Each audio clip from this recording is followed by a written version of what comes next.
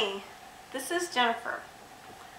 I want to tell you a little bit about the disciple Andrew. There's not a whole lot written about Andrew in the Bible, but he was evangelical. I do know that. I know that because of John chapter 1, verses 35 through 42. The first thing Andrew did after meeting Jesus himself was to go find his brother Simon and say, "We have found the Messiah," and he brought him to Jesus. Simon is the disciple we know as Peter. That's what I call a direct method of evangelism, and that is recorded in the Bible.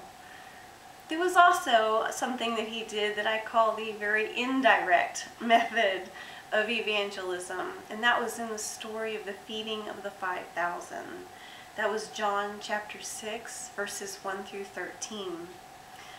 Jesus had been teaching and healing the sick, and there was a great multitude around him. They were in a deserted place, and there was no place for the people to go and get food.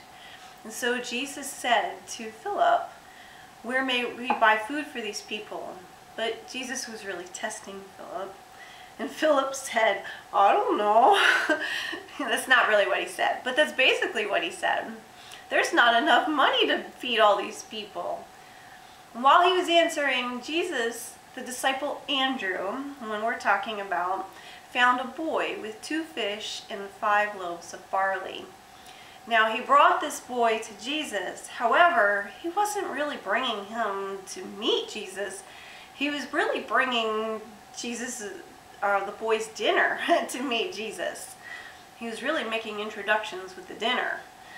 But the boy surrendered his food, and Jesus turned his 2 fish and 5 loaves into the miracle of feeding the 5,000. But this is what I pose to you may have happened.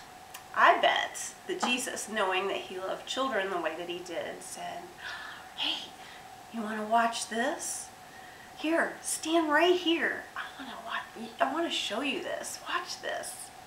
And I bet he had that boy standing right there, watching him as the miracle unfolded with his very food. And because of that, what do you think happened? I think the boy probably had a new relationship with Jesus.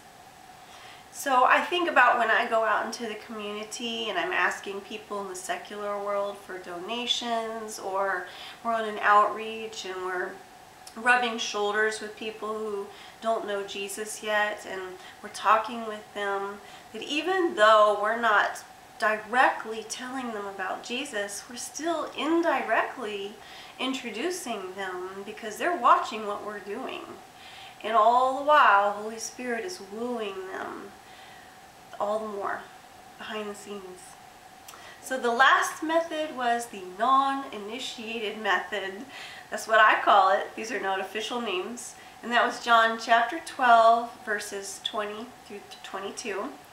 This is when Jesus had rode into Jerusalem, his triumphal entry into the city for Passover. And he was standing there teaching, and there was some Greeks that had come in for the Passover feast.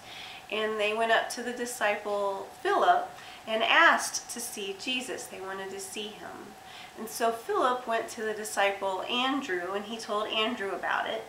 And Philip and Andrew together went to Jesus to tell Jesus about the Greeks that wanted to meet him. So the Greeks came to them wanting to meet Jesus. They didn't seek the Greek people out. They didn't initiate the meeting. This is probably the simplest method of evangelism, but still, you're still making introductions. So when someone says to you, I think I'd like to meet Jesus, or I think I'd like to come to your church sometime and see who Jesus is, my response wants to be, I'll pick you up and you can sit with me. I want to help that. I don't want to make it harder. I want to help that. Yes, I will help make introductions with you. So I think sometimes we make evangelism complicated and give it complicated definitions and make it hard with all these requirements. And really, my kids have just taught me, you know what? just tell people about Jesus and stop worrying about it all the time. I've watched them evangelize to so many people, and total strangers, people I would have thought would never have received that well. They always seem to receive it well. So it's taught me I try too hard to make it complicated, and I think I'm just going to relax and just share Jesus as it comes naturally to my heart. And that's my example for the disciple Andrew, and I hope you've enjoyed your study this week. And that's all I have to say. All right, thanks. Bye.